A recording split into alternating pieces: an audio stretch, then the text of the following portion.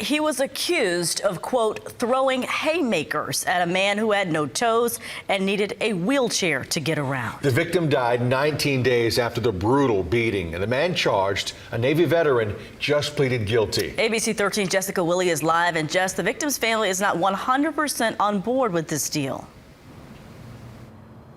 Yeah, they certainly have mixed feelings about this plea deal, but they said at one point in this case there was a possibility that probation could be thrown out on the table. Hayden Humphreys was first charged with injury to a disabled person, upgraded to murder when Rudy Diaz, an amputee, died.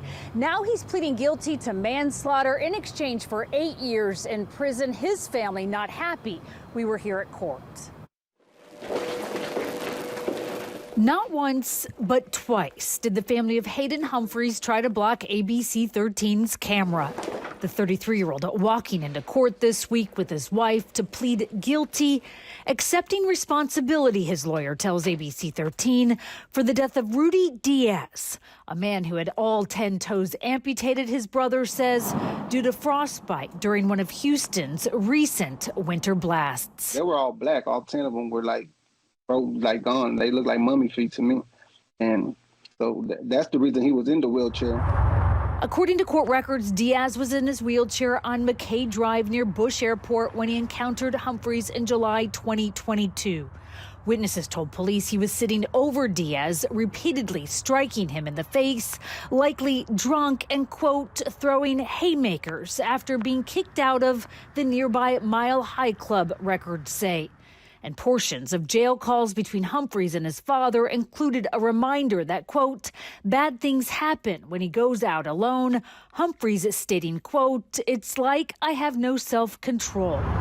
That night, Humphreys told police he was defending himself because Diaz, who lived on the street and battled addiction, says his brother, quote, jumped out of his wheelchair and attacked him. I don't see how that would even be possible because, like I said, he had just got all 10 of his toes amputated maybe 2-3 months before that happened. Humphreys, also a father, has been out on bond.